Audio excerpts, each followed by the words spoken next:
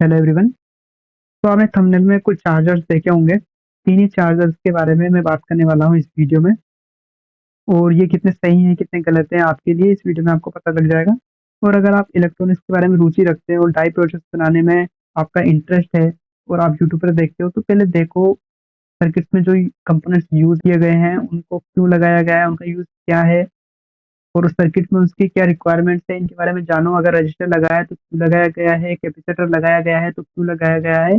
जब तक आप इनके बारे में नहीं पढ़ोगे, इनको नहीं जानोगे कि इनका यूज़ क्या है, तो आपको कुछ समझ में आएगा नहीं और आपको इन प्रोजेक्ट से कोई इन्फॉर्मेशन नहीं मिलने वाली, कोई नॉलेज नहीं मिलेगी और आप कुछ नहीं सीख पाओगे। तो प्लीज़ ऐसे ही बिना जाने और बिना चेक किए ऐसे टाइप प्रोजेक्ट्स का यूज़ ना ही करें तो बढ़िया है। तो चलिए वीडियो को शुरू करते हैं। और सबसे पहले हम जान लेते हैं लिथियम आयन बैटरी के बारे में। और मैंने यहाँ पे लिथियम आयन सेल लिया है जो कि 3.7 वोल्ट का है, 1200 mAh। ओके, तो इसका जो नॉर्मल वोल्टेज होता है वो 3.7 वोल्ट होता है। Full charge voltage 4.2 volt, charging current 600 milli ampere.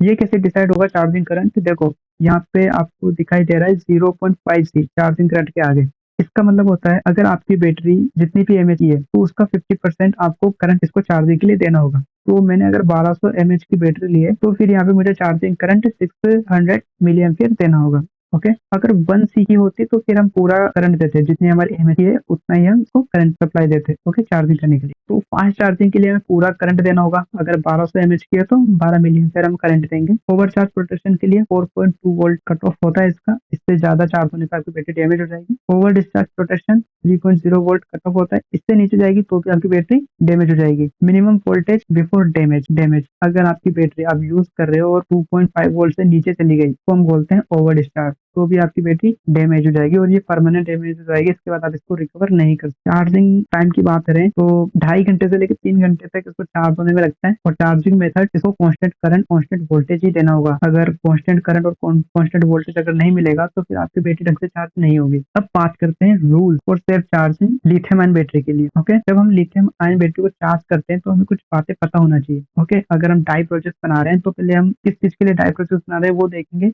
Lithium ion battery को चार्ज करने के लिए चार्जर बनाना चाहते हैं, डाई चार्जर। बैटरी के रिक्वायरमेंट्स है वो भी हमें देखना जरूरी है। तो अगर हम चार्जिंग बना रहे हैं सेल को चार्ज करने के लिए तो जो चार्जिंग वोल्टेज है वो 4.2 वोल्टेज होना चाहिए। अगर एक सेल को चार्ज करें तो एक सेल के लिए 4.2 वोल्टेज, 3.7 वोल्टेज की बैटरी को चार्ज करने के लिए हमें चाहिए 4.2 voltage. Okay, over charge cut off का भी ध्यान रखना होगा हमें, वो भी 4.25 वोल्टेज होता है। सेफ चार्जिंग करंट सप्लाई की हमें 0.5C, इसका मतलब हाफ बैटरी कैपेसिटी। अगर 1200 mAh की है तो 600 मिली एम्पियर उसमें करंट देना होगा चार्ज करने के लिए। फास्ट चार्जिंग के लिए हम उसमें पूरा सप्लाई देंगे जितनी हमारी बैटरी कैपेसिटी है। 1200 mAh की है तो 1200 मिली एम्पियर में करंट देना होगा। ओवर डिस्चार्ज प्रोटेक्शन का हमें ध्यान रखना है कि हमारी बैटरी 3.0 वोल्टेज से नीचे ना जाए, डिस्चार्ज ना हो। Okay, charging method constant current देना है, कांस्टेंट वोल्टेज भी होना चाहिए। बेस्ट प्रोटेक्शन अभी तक तो TP4056 आईसी का हम यूज करें या फिर हम BMS सर्किट का यूज करें, चाहे एक सेल को चार्ज करें या मल्टी सेल को चार्ज करें। ओके, तो ये रूल्स हैं लिथियम आयन बैटरी को चार्ज करने की। अब हम डाई प्रोजेक्ट की बात करते हैं जो चार्जर बनाए हैं। तो देखो पहले नंबर का जो चार्जर आता है वो डायोड और रजिस्टर को यूज करके भी बनाया जा सकता है। कंडीशन क्या कहती है? कंडीशन कहती है कि बैटरी को चार्ज करने के लिए 4.2 वोल्टेज होना चाहिए। ओके, तो हमारा जो मोबाइल चार्जर होता है उसकी जो केबल है, सप्लाई है, वो 5 वोल्ट की होती है। तो देखो एक डायोड है जो रिवर्स पोलरिटी से बचाएगा और लिमिटिंग रेजिस्टर जो करंट को लिमिट करेगा। तो डायोड का जो वोल्टेज ड्रॉप होता है वो 0.7 वोल्ट होता है, जिससे 5 वोल्ट से 4.3 वोल्ट तक ड्रॉप हो जाता है। ठीक है, फिर प्रॉब्लम क्या है? तो प्रॉब्लम है ओवर चार्जिंग। इसमें कोई ऐसा सिस्टम ही नहीं है जो बैटरी को ओवर चार्ज होने के बाद पावर सप्लाई को बंद कर दे। यही नहीं, जो रजिस्टर यूज किया गया है वो भी हीट करेगा और जिससे इसकी इफिशियंसी कम हो जाएगी। ओके, इसके अलावा स्लो चार्जिंग, बैटरी को फुल चार्ज होने में 6 से ज्यादा घंटे का समय लग जाएगा, क्योंकि ना तो इसमें कांस्टेंट करंट है ना कांस्टेंट वोल्टेज है। क्योंकि जैसे जैसे रजिस्टर हीट होगा इसके जो रेजिस्टेंस की जो वैल्यू है वो फिर फ्लक्चुएट होगी, कम या ज्यादा होगी। और ऐसे ही अगर डायोड हीट करेगा तो फिर इसका जो वोल्टेज होगा, जैसे अभी 0.7 है तो वो उसमें भी आपको फ्लक्चुएशन देखने को मिलेगी, जिससे कि इसमें ना तो कांस्टेंट करंट मिलेगा ना कांस्टेंट वोल्टेज मिलेगा, जिससे कि हमारी बैटरी खराब होने के चांसेस बढ़ जाएंगे और फिर ये चार्ज भी ढंग से नहीं होगी। ओके, तो यहाँ पे 6 पॉइंट है जो इसमें कमियां बता रहे हैं कि ना तो इसमें कांस्टेंट वोल्टेज है ना कांस्टेंट करंट है। हीट डिसिपेशन होगा, लॉन्ग चार्जिंग टाइम है, 6 से 12 घंटे तक आपको बैटरी चार्ज करने में लग जाएगा। और नो ओवर चार्जिंग प्रोटेक्शन और no over discharge protection. Discharge का कहने का मतलब ये है कि अगर आपने इसे चार्ज कर भी ली और आपने मैनुअली देख लिया कि हाँ इतने में हमारी बैटरी चार्ज हो गई होगी और हटा दिया, उसके बाद जब आप इसे यूज़ करोगे तो इसमें कोई मॉनिटरिंग सिस्टम नहीं है ना कि 3 वोल्टेज से नीचे नहीं जाएगा डिस्चार्ज होने पर, तो ऑटोमेटिक कुछ तो सिस्टम है नहीं इस चार्जर में। तो ये टोटली यूज़लेस चार्जर है, तो ये चार्जर तो आपके लिए सही नहीं है। दूसरे चार्जर को देखते हैं, ट्रांजिस्टर बेस्ड चार्जर दिखने में सही लग रहा है, साथ में इंडिकेटर्स भी हैं, तो बैटरी फुल चार्ज होने के बाद पता लग जाएगा कि हाँ, पावर सप्लाई रोक देंगे हम मैनुअली। अच्छा, तो फिर हमने शुरू में 3.7 वोल्टेज सेल के बारे में देखा था कि कौन-कौन सी रिक्वायरमेंट्स होती हैं चार्जिंग के लिए।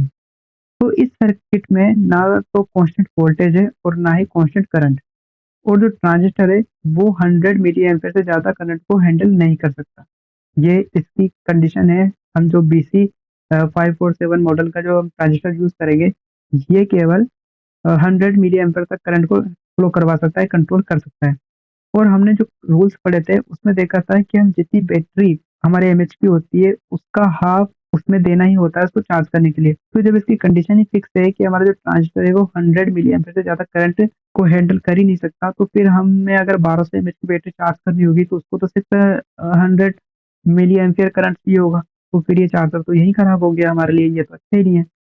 तो जो रिक्वायरमेंट्स है वही मैच नहीं कर रहा। इसके अलावा जो प्रॉब्लम है जो पहले वाले चार्जर में थी वो यहाँ भी है।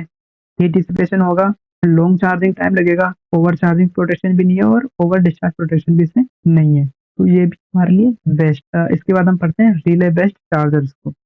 देखो, ये बहुत सिंपल चार्जर है, इंडिकेटर भी है और चार्जर चार्ज होने के बाद पावर सप्लाई कट भी होता है क्योंकि इसमें रिले मॉड्यूल लगा हुआ है, ठीक है। लेकिन इसका काम खत्म हो जाता है जब हम देखते हैं इसमें एक ट्रांजिस्टर भी लगा हुआ है। तो पिछले चार्जर में जिसमें ट्रांजिस्टर लगा हुआ था वो हमारे लिए सही नहीं था, तो ये भी हमारे लिए कोई खास नहीं है, ओके। ऊपर से जो रिले मॉड्यूल होता है वो मैकेनिकली स्विच होता है, ओके। तो ये एग्जैक्टली 4.2 वोल्टेज पर ही बंद नहीं होगा, ओके। ये मैकेनिकल है तो इसको थोड़ा-सा टाइम लग जाता है। तो अगर हम उस टाइम को इग्नोर कर भी दें, तब भी जो हमारा मॉड्यूल है, वो एक्स्ट्रा पावर डिसिपेट करता है, वो एक्स्ट्रा पावर को कंज़्यूम करता है, जिससे कि फिर एफिशिएंसी हमारी डाउन हो जाती है, ओके। और जो कंडीशंस हैं, जो पहले वाले चार्जर में थी और जो दूसरे वाले चार्जर में भी थी, तो इसमें भी वही सारी कंडीशंस हैं। तो ये भी टोटली बेस्ट डाई प्रोजेक्ट है। इससे हम अगर लिथियम आयन बैटरी को चार्ज करेंगे तो वो पक्का डैमेज हो जाएगी। तो ये ₹10 वाला आपकी ₹60 वाली बैटरी को डैमेज कर देगा। तो ऐसे बहुत सारे डाई चार्जर्स हैं जो 3.7 वो लिथियम बैटरी को चार्ज करने के लिए बनाए जाते हैं। इन चार्जर से बैटरी चार्ज होगी ही नहीं होगी, डैमेज ज़रूर हो जाएगी। देखो, डाई प्रोजेक्ट बनाना गलत नहीं है, बना सकते हैं आप, पर ये भी तो देखो कि आपको नुकसान तो नहीं हो रहा। यहाँ तो डाई प्रोजेक्ट्स ने बैटरी ही खराब कर दी। 6 घंटे तो हो गए, पता ही नहीं चल रहा, बैटरी चार्ज भी हो रही है खराब। तो प्लीज़ ऐसे चार्जर से दूर रहो और मेरी सजेशन है कि आप TP4056 का यूज़ करो। ₹10 के डाई चार्जर से ₹60 की बैटरी खराब करोगे, बैटरी को ₹30,000 की चार्जिंग आईसी से चार्ज करो, उसे खरीदो।